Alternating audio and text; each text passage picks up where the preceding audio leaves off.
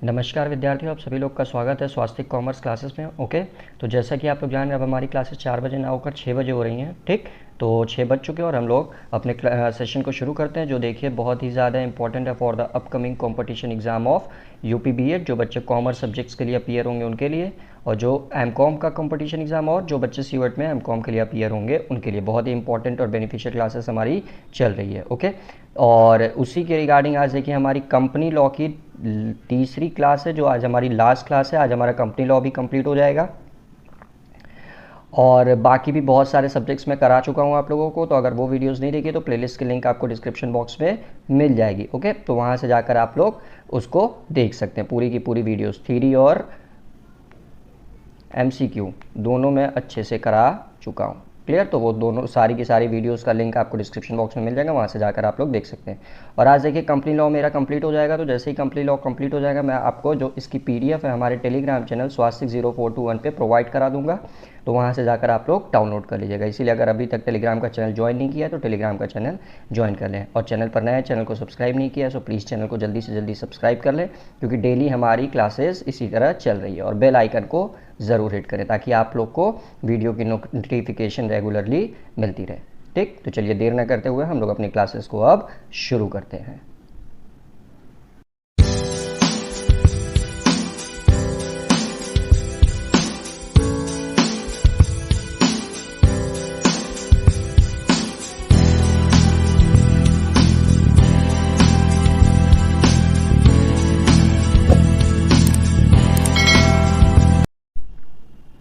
तो चलिए विद्यार्थियों, हम लोग आज अपनी कंपनी लॉ की लास्ट तीसरी एमसीक्यू की सीरीज़ को शुरू करते हैं। कल तक देखिए हम लोगों ने 45 क्वेश्चन तक सॉल्व कर लिए थे। ओके, तो आज चलिए उसके आगे हम लोग सॉल्व करके कंप्लीट कर लेते हैं अपना कंपनी लॉ का भी एमसीक्यू। ठीक, और पीडीएफ देखिए आप लोगों को यहाँ पे मिल जाएगा स्वास्थ्य 0421 पे।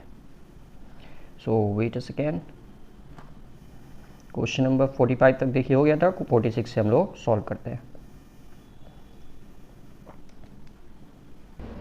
तो क्वेश्चन नंबर 46 देखिए आपसे क्या कह रहा है, the person to whom the rights and duties are endorsed is called, यानी कि वह व्यक्ति जिसको हम लोग राइट्स अधिकार और कर्तव्य का एंडोर्समेंट करते हैं, एंडोर्स करते हैं उसको क्या कहा जाता है। क्लियर, तो देखिए अगर राइट्स और ड्यूटी की जगह यहीं पे बिल्स दे देता या प्रोमिसरी नोट्स दे देता, समझ रहे हैं आप लोग, अगर यही राइट्स और ड्यूटीज़ की जगह पे बिल्स या प्रोमिसरी नोट्स दे देता है तो इसका आंसर तो देखिए तब एंडोर्सी बन जाता।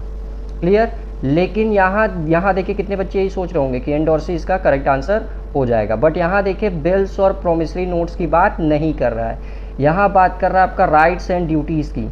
तो जब किसी व्यक्ति को राइट्स और ड्यूटीज़ एंडोर्स किया जाता है तो उस व्यक्ति को अपन ट्रांसफरी कहते हैं, ये याद रखिएगा, ये गलती मत करिएगा।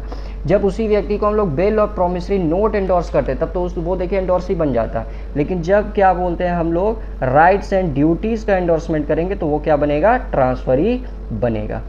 ओके, नेक्स्ट क्वेश्चन की तरफ बढ़ते हैं।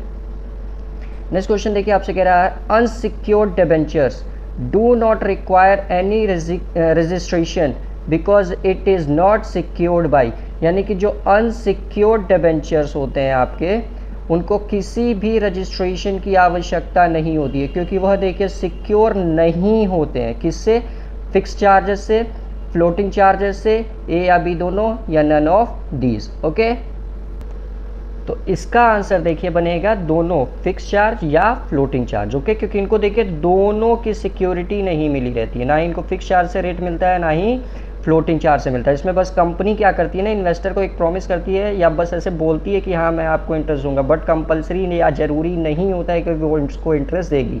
क्लियर, तो इसीलिए इसका आंसर बन जाएगा बोथ ए एंड बी। ठीक, ना ही फिक्स चार्ज से उनका तय है ना ही फ्लोटिंग चार्ज से उनका इंटरेस्ट है, दैट्स वाई ये देखिए सिक्योर्ड नहीं होते हैं बाई फिक्स चार्ज और floating charges.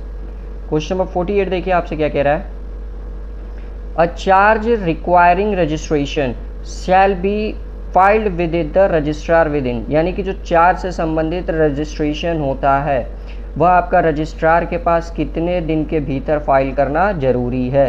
Okay, 21 days, 30 days, 45 days या नन ऑफ दीज। तो याद रखिएगा जो चार्जेस से संबंधित रिक्वायरिंग रजिस्ट्रेशन होता है वो रजिस्ट्रार के पास 30 दिन के भीतर फाइल करना मैंडेटरी होता है। क्लियर, नेक्स्ट क्वेश्चन की तरफ बढ़ते हैं। क्वेश्चन नंबर 49 देखिए, dash specific that specifies the time limit within which share certificate is to be delivered, यानी कि कौन सा सेक्शन इसमें से यह सर्टिफाई करता है कि आपको एक निश्चित समयावधि के भीतर अपने शेयर सर्टिफिकेट को क्या करना है, डिलीवर कर देना है to the shareholder. Okay, यानी कि इसमें से कौन सा ऐसा स्पेसिफिक सेक्शन है जो यह आपका बताता है कि आपको अपने शेयर सर्टिफिकेट को डिलीवर करना है, क्लियर, एक निश्चित समयावधि के अंदर। सेक्शन 110, सेक्शन 110, सेक्शन 111, सेक्शन 112 या सेक्शन 113, क्लियर। तो इसका आंसर देखिए आपका बनेगा सेक्शन 113। ओके, क्योंकि सेक्शन 113 में ही वो प्रावधान आपके लिखे गए हैं कि एक निश्चित समयावधि के भीतर आपको शेयर सर्टिफिकेट डिलीवर कर देना है to the shareholders. Okay, चलिए आगे बढ़ते हैं हम लोग क्वेश्चन नंबर 50 की तरफ। 50 देखिए आपसे क्या कह रहा है, audit committee shall act in accordance with the terms of reference to be specified by, यानी कि जो ऑडिट कमिटी होती है आपकी, क्लियर, वह अपने कार्य को किस तरह से परफॉर्म करेगी, उसका जो टर्म्स होता है वो किसके द्वारा स्पेसिफाइड होता है, यानी कि ऑडिट कमेटी द्वारा किया गया कार्य, जो कार्य किया जाएगा वह कार्य आपका किसके द्वारा स्पेसिफाइड होता है, statutory auditors, SEBI, board of directors या सेंट्रल गवर्नमेंट। ठीक, तो इसका आंसर देखिए बनेगा बीओडी। जो ऑडिट कमेटी कार्य करेगी वह आपका बीओडी के अकॉर्डेंस पे वो कार्य होता है, उसी के द्वारा वो स्पेसिफाइड किया जाता है।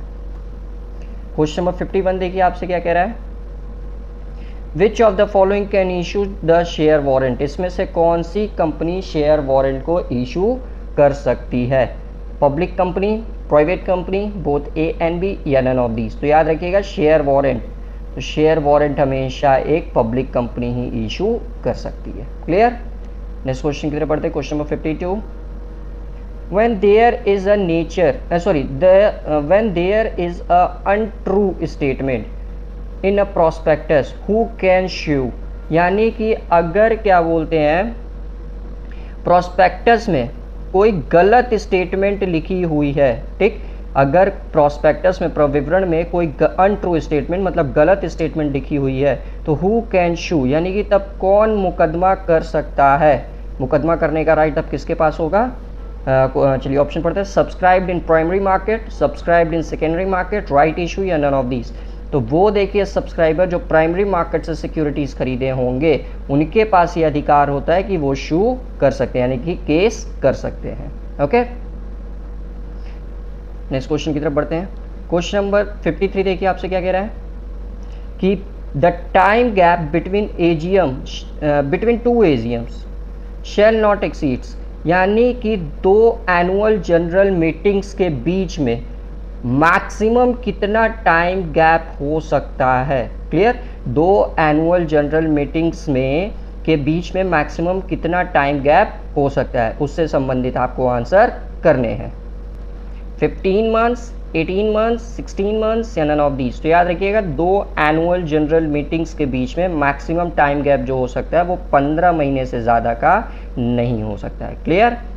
नेक्स्ट क्वेश्चन की तरफ बढ़ते हैं, क्वेश्चन नंबर 54 देखिए आपसे क्या कह रहा है, if a new company get registered, अगर कोई नई कंपनी रजिस्टर्ड होती है with a name which resembles the name of existing company, okay, then it should be apply to whom, यानी कि अगर किसी नई कंपनी का रजिस्ट्रेशन, ठीक, हो जाता है, if a new company get registered with a name, यानी कि किसी नई कंपनी का रजिस्ट्रेशन किसी नाम के साथ हो जाता है एंड बाद में पता चलता है कि resemble the name of existing company, कि वह किसी एग्जिस्टिंग कंपनी के नाम से मिलता जुलता ही नाम है, रिजेंबल्स नेम है, ओके, तो and it should apply to home. तो यह देखिए किसको दावा कर सकती है, इसके लिए कि देखिए यह कंपनी का नाम मेरी कंपनी के नाम से मिलता जुलता है, ओके, तो यह किसको फिर दावा किया जा सकता है, किसको अप्लाई किया जा सकता है, ये एनसीएलटी को। एनसीएलटी का देखिए फुल फॉर्म होता है national company law tribunal, okay, रुकिए यहाँ लिख देता हूँ,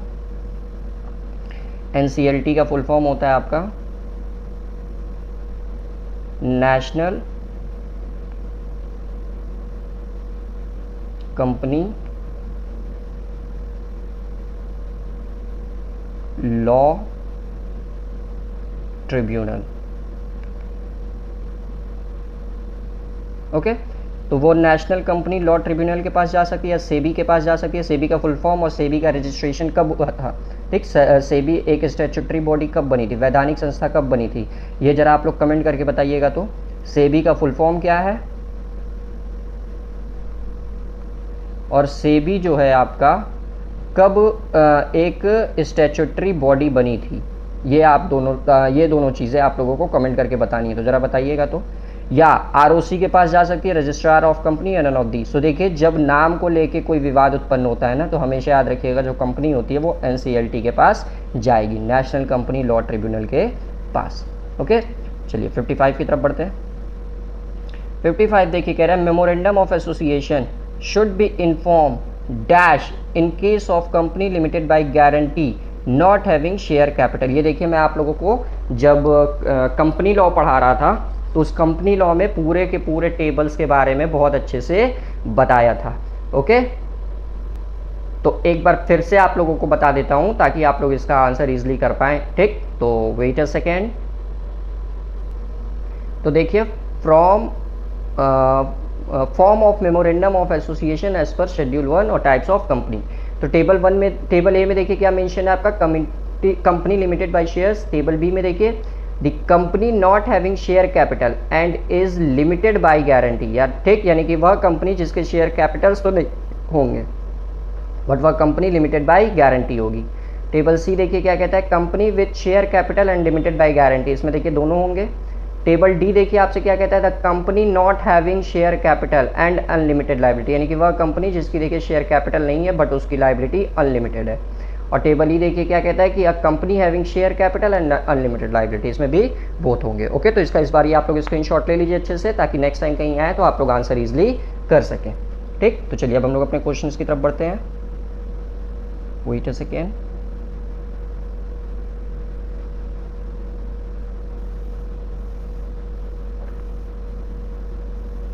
हाँ, तो क्वेश्चन नंबर 55 देखिए क्या था आपका, फिर से एक बार पढ़ लेते हैं कि memorandum of association should be inform dash in case of company limited by guarantee, यानी कि कंपनी देखिए लिमिटेड बाय गारंटी है बट उसके शेयर कैपिटल नहीं है, नॉट हैविंग शेयर कैपिटल। तो ये देखिए लिमिटेड बाय गारंटी तो है बट शेयर कैपिटल द्वारा लिमिटेड नहीं है, तो ये कौन सा ऑप्शन आपका बनेगा, ऑप्शन बी। अभी हम लोग देखें कि ऑप्शन बी में क्या था, कि वह कंपनी जो लिमिटेड बाय गारंटी तो होगी बट शेयर कैपिटल उसका नहीं होगा। ओके, चलिए आगे बढ़ते हैं। क्वेश्चन नंबर 55 भी हो गया। Question number 56, change in objects clause can be affected, जो हम लोग ऑब्जेक्ट क्लॉज में कोई परिवर्तन करते हैं, ठीक, तो उसका प्रभाव क्या पड़ता है उससे संबंधित पूछ रहा है। For any reason, for special reason, only to compile with CG order, यानी कि सेंट्रल गवर्नमेंट का ऑर्डर, या नन ऑफ दीज। तो हम लोग देखिए अपने ऑब्जेक्ट क्लॉज में परिवर्तन जब करते हैं तो उससे संबंधित क्वेश्चन पूछ रहा है कि वह किसी भी कारण की वजह से हो सकता है, या किसी स्पेशल रीज़न की वजह से होता है, या सेंट्रल गवर्नमेंट के अगर कोई ऑर्डर है तो उसको कंपाइल करने के लिए किया जाता है, या नन ऑफ दीज। ओके, तो ये देखिए जब हम लोग अपने ऑब्जेक्ट क्लॉज में जो परिवर्तन होता है ना, वो हमेशा किसी स्पेशल रीज़न की वजह से ही होता है। ओके, नेक्स्ट क्वेश्चन की तरफ बढ़ते हैं। 57, अब public company can borrow money, यानी कि एक पब्लिक कंपनी जो होती है वो कब पैसा आपका बोरो कर सकती है, यानी कि पब्लिक से पैसा रिसीव कर सकती है।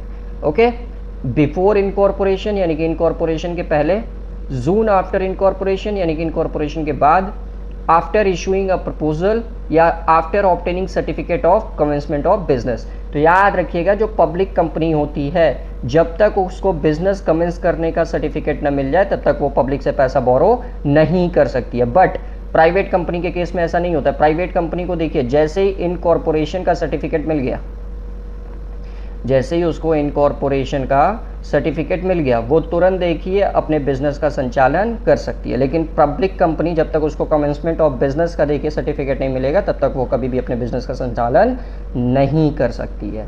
ओके, नेक्स्ट क्वेश्चन की तरफ बढ़ते हैं। Question number 58। अच्छा एक बात बताइएगा, आप लोग जब पढ़ते रहते हैं तो पढ़ते पढ़ते बोर हो जाते हैं क्या? क्योंकि कल एक बच्चे ने मेरे को टेलीग्राम पे मैसेज किया और वो मैसेज करके बोल रहा था कि सर हम पढ़ते पढ़ते आपकी क्लास में बोर हो जाते हैं। अब एक बात बताओ यार, यहाँ हम लोग पढ़ाई करते हैं, पार्टी थोड़ी ना कि एंटरटेनमेंट मिलेगा, समझ रहे हो ना आप लोग? अब पार्टी करेंगे तब पार्टी को पार्टी के लेवल से की जाएगी, दैट्स वाई वहाँ पे आपको एंटरटेनमेंट मिलेगा। बट यहाँ पे हम लोग पढ़ाई कर रहे हैं, तो पढ़ाई को अगर आप एंटरटेनमेंट बनाकर पढ़ना चाहते हो तब तो अच्छी बात है, लेकिन अगर पढ़ाई को ही आप एंटरटेन करना शुरू कर दोगे तब ये गलत बात है। तो इसीलिए पढ़ाई को ऐसा पढ़ाई आप लोग पढ़िए, और जो बच्चे बोर होते हैं, क्लियर, उनसे मैं डायरेक्ट एक ही चीज़ बोलूँगा कि आप क्लास छोड़कर जा सकते हैं, क्योंकि मैं आपको यहाँ पढ़ाने आता हूँ, आपको एंटरटेन करने नहीं, ठीक। तो इसीलिए जो बच्चे अगर पढ़ाई को पढ़ाई की तरह सीरियस पढ़ते हैं वो बच्चे ज्वाइन करें, और जो बच्चे लगता है कि हाँ वो बोर हो रहे हैं पढ़ाई से तो वो मेरी क्लासेस को स्किप करके जा सकते हैं, ठीक। लेकिन जो बच्चे सीरियसली पढ़ रहे हैं वो डेली का डेली फॉलो करें, क्योंकि डेली की डेली आप लोगों की प्रिपरेशन मैं अच्छे से कराता रहूँगा। चलिए क्वेश्चन नंबर 58 पढ़ते हैं। Dash is required to file prior to making second and subsequent issue of securities in case of self prospectus are filed, okay?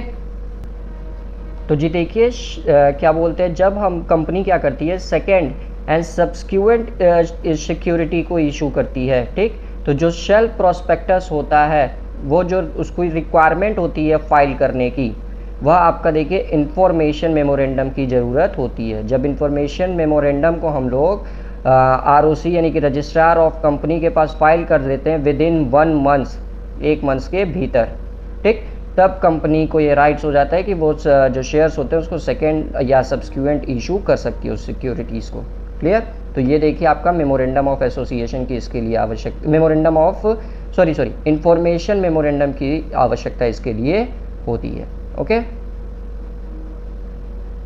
इसकी सारी की सारी PDF देखिए आप लोगों को टेलीग्राम पे मिल जाएगी, तो इसलिए टेलीग्राम को जरूर फॉलो करें, लिंक आपको नीचे डिस्क्रिप्शन बॉक्स में मिल जाएगा।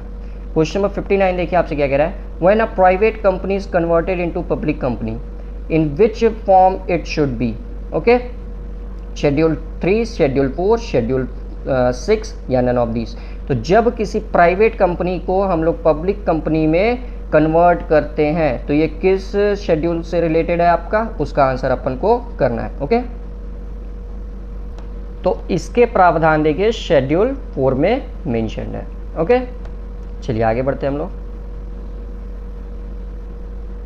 हमारा एक सेकेंड, हाँ, हमारा आज का लास्ट स्लाइड।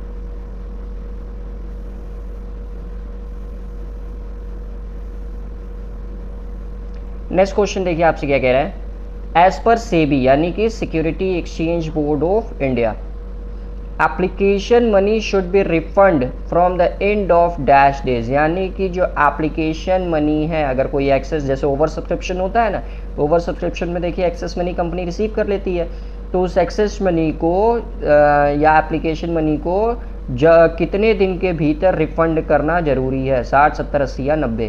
तो याद रखिएगा 60 दिन के भीतर एप्लीकेशन मनी को रिटर्न करना मैंडेटरी होता है according to the SEBI guidelines.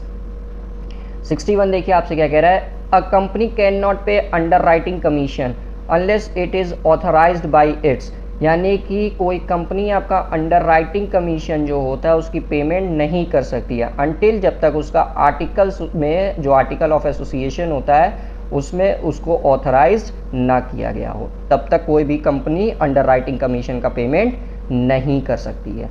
Question number 62 देखिए आपसे क्या कह रहा है। Small deposit means a depositor who had deposits a sum not exceeding dash in a financial year, okay.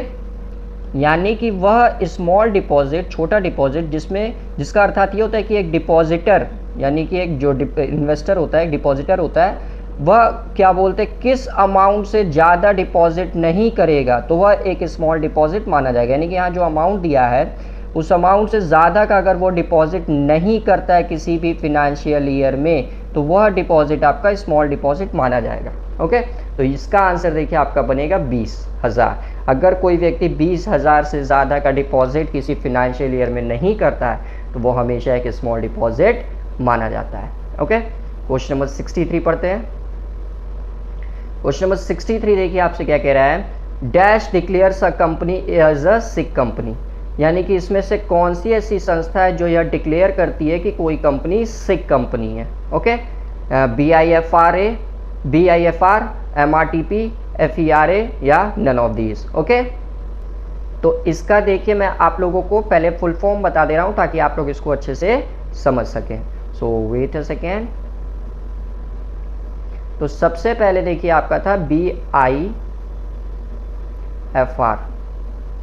इसका फुल फॉर्म देखिए होता है आपका बोर्ड ऑफ इंडस्ट्रियल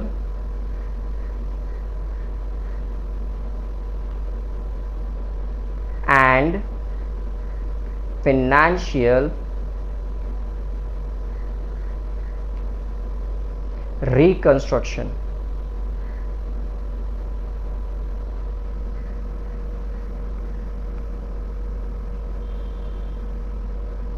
ओके, ये आपका था BIFR का फुल फॉर्म। नेक्स्ट देखिए होता है आपका MRTP। ओके, MRTP, आइए इसका फुल फॉर्म देख लेते हैं हम लोग। इसका फुल फॉर्म होता है आपका monopolies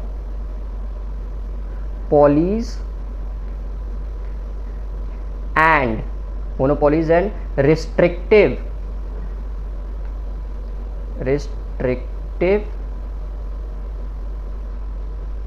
trade and practices. Okay, ये आपका था MRTP का। और एक देखिए और आपका था फेरा। ओके, फेरा, आइए इसका फुल फॉर्म देख लेते हैं हम लोग। इसका फुल फॉर्म होता है हमारा फॉरेन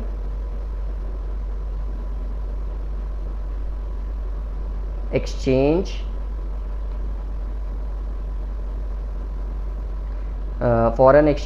रेगुलेशन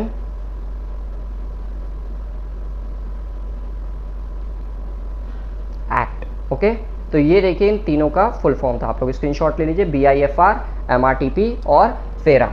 ओके, तो आइए अब आप लोग अपने क्वेश्चन की तरफ बढ़ते हैं। हाँ, तो ये क्वेश्चन था कि बताइए इसमें से कौन सी ऐसी संस्था है जो किसी कंपनी को एक सिक कंपनी डिक्लेयर करती है। तो ये देखिए BIFR करता है। ओके, और एक क्वेश्चन देखिए यहाँ से मैं पूछ रहा हूँ आप लोगों से, कमेंट करके आंसर करिएगा। फेमा में देखिए कुछ आपका परिवर्तन करके एक नया एक्ट बनाया गया था, मतलब फेमा का रिप्लेसमेंट हुआ था। तो वो फेमा अब आपका किस नाम से, फेरा आपका किस नाम से जाना जाता है, ठीक, उसके बारे में आप लोगों को नीचे कमेंट करके बताना है। ओके, क्वेश्चन नंबर 64 पढ़ते हैं। 64 देखिए आपसे क्या कह रहा है, which of the following is not a member of company, यानी कि इसमें से कौन सा ऐसा व्यक्ति है जो किसी कंपनी का मेंबर नहीं हो सकता है, कंपनी का मेंबर नहीं हो सकता है। पार्टनरशिप फर्म, फॉरेनर, गवर्नमेंट या HUF। ओके, तो देखिए जो पार्टनरशिप फर्म होती है ना, फर्म की बात कर रहा है, तो फर्म कभी भी एक कंपनी की मेंबर नहीं हो सकती है। ओके, क्वेश्चन नंबर 65 की तरफ बढ़ते हैं। 65 देखिए आपसे क्या कह रहा है, capital redemption reserve must be issued for issue of, यानी कि जो कैपिटल रिडम्पशन रिजर्व होता है उसका इस्तेमाल किस चीज़ को इशू करने के लिए किया जाना चाहिए, यानी कि CRR का जो यूज़ है वो किस चीज़ को इशू करने के लिए किया जाना चाहिए। Fully paid bonus share, fully paid equity share, preference shares या नन ऑफ दिस। तो याद रखिएगा CRR का जो इस्तेमाल होता है वो आपका फुल्ली पेड बोनस शेयर्स को इशू करने के लिए किया जा सकता है। क्वेश्चन नंबर 66 देखिए आपसे क्या कह रहा है, transfer of share is affected by, जो शेयर का ट्रांसफर होता है वो किसके द्वारा इफेक्ट होता है, सेल्स के द्वारा, डेथ के द्वारा, इंसॉल्वेंसी या नन ऑफ दिस। तो ट्रांसफर यानी कि जो किसी भी शेयर्स की देखिए जो ओनरशिप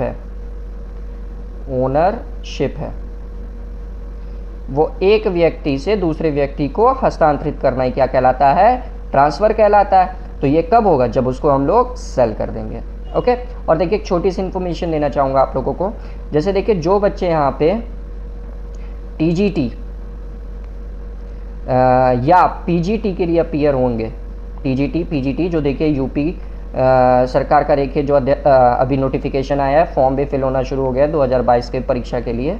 ओके, तो उनकी क्लासेस देखिए कुछ ही दिनों में शुरू हो जाएगी, जो सारे के सारे उनके कॉमर्स के सिलेबस होंगे। याद रखिएगा ये कॉमर्स की क्लासेस ही हो रही है सारे बच्चों के लिए।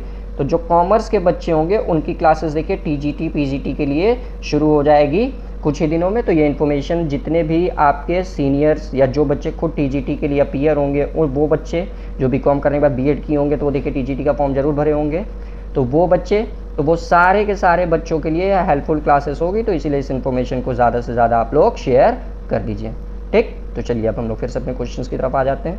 तो ये देखिए क्वेश्चन नंबर 66 हो गया। क्वेश्चन नंबर 67 देखिए क्या कह रहा है आपसे, debentures which do not have the charge on the property of the company is, यानी कि वह डिबेंचर्स जिनको कंपनी के एसेट्स, कंपनी के प्रॉपर्टी पे कोई भी चार्ज नहीं मिला होता है, वह किस प्रकार के डिबेंचर्स होते हैं आपके, सिक्योर्ड, अनसिक्योर्ड, रजिस्टर्ड या नन ऑफ दीज। तो इसका क्वेश्चन तो देखिए आंसर जो है इसका वो क्वेश्चन में छुपा हुआ है। कैसे छुपा हुआ है ध्यान दीजिए, अगर सवाल फिर पढ़िए तो, कि ऐसे ऋण पत्रधारी जिनको कोई भी चार्ज, कोई भी अधिकार नहीं प्राप्त है किसी भी एसेट्स पर, वो ऑब्वियसली कौन से डिबेंचर्स होंगे, असुरक्षित डिबेंचर्स होंगे, अनसिक्योर्ड डिबेंचर्स होंगे, क्योंकि उनको कोई देखिए अधिकार ही नहीं प्राप्त है। 68 देखिए आपसे क्या कह रहा है कि notice of statutory meeting should be attested bye at least, ये क्वेश्चन देखिए कल ही मैंने आप लोगों को कराया है कि कम से कम कितने व्यक्तियों की आवश्यकता होगी किसी स्टैट्यूटरी मीटिंग को हेल्ड करने के लिए। ओके, तो कल ही ये क्वेश्चन का आंसर कराया हो, इसका आप लोग कमेंट करके आंसर बताएंगे। क्वेश्चन नंबर 69 देखते हैं। In which one of the following cases are ordinary resolution may be passed, यानी कि इन किस परिस्थितियों में कंपनी एक साधारण रेजोल्यूशन को पास कर सकती है। Commencement of a new business, alteration of articles, compulsory winding of the company या नन ऑफ दीज। तो देखिए जब कंपनी को अपना कंपल्सरी वाइंडिंग अप करना होगा तो उसके लिए एक ऑर्डिनरी रेसिडेंट पास किया, ऑर्डिनरी रेजोल्यूशन पास किया जा सकता है। ऑर्डिनरी रेसिडेंस इनकम टैक्स याद आ गया। ओके, आज का हमारा देखिए last question, a company not declares dividend at, company देखिए जो डिविडेंड होता है वो कब डिक्लेयर नहीं कर सकती है, स्टैट्यूटरी मीटिंग में, एजीएम में, एक्स्ट्राऑर्डिनरी जनरल मीटिंग में, नन ऑफ दीज। तो याद रखिएगा कंपनी कभी स्टैट्यूटरी जनरल मीटिंग में डिविडेंड का डिक्लेरेशन नहीं करती है। ओके, तो देखिए हम लोगों ने आज अपना कंपनी लॉ का भी टॉपिक कंप्लीट कर लिया। हम लोगों ने अपना कंपनी लॉ का पूरा टॉपिक देखिए कंप्लीट कर लिया। जो बच्चे पीडीएफ चाहिए वो पीडीएफ के लिए देखिए हमारा टेलीग्राम चैनल swastik0421 को फॉलो कर लें, यहाँ पे मैं आप लोगों को पीडीएफ प्रोवाइड करा दूंगा। ओके, और ये इन्फॉर्मेशन फिर से मैं आप लोगों को दे देता रहा हूँ, जो बच्चे टीजीटी या पीजीटी के लिए अपीयर होंगे 2022 की परीक्षा में, यूपी टीजीटी और पीजीटी की 2022 की परीक्षा के लिए अपीयर होंगे, उनकी क्लासेस देखिए, जो कॉमर्स के बच्चे हैं उनकी ही बस बात हो रही है, जो कॉमर्स के बच्चे हैं उनकी क्लासेस देखिए कुछ दिनों में ही प्रारंभ हो जाएगी। तो इसलिए इस इन्फॉर्मेशन को अपने सीनियर्स या जो खुद बच्चे प्रिपरेशन कर रहे हैं वो अच्छे से ज्वाइन कर लें, ताकि उन लोगों की क्या बोलते हैं प्रिपरेशन है वो काफ़ी अच्छे से हो सके। ओके, और अगर अभी तक चैनल को सब्सक्राइब नहीं किया है तो चैनल को प्लीज़ जल्दी से जल्दी सब्सक्राइब कर लें और ज़्यादा से ज़्यादा वीडियो को शेयर करें, क्योंकि जितना ज़्यादा शेयर करेंगे उतना ज़्यादा कंपटीशन होगा, और कंपटीशन जितना ज़्यादा बढ़ेगा उतनी ही अच्छे से आप लोगों की प्रिपरेशन हो पाएगी। और सारी वीडियोज़ का लिंक देखिए आपको डिस्क्रिप्शन बॉक्स में मिल जाएगा, तो इसलिए डिस्क्रिप्शन बॉक्स को जरूर चेक किया करिए। ओके, तो चलिए मिलते हैं नेक्स्ट क्लासेस में, तब तक आप लोग अच्छे से पढ़ाई करते रहिए।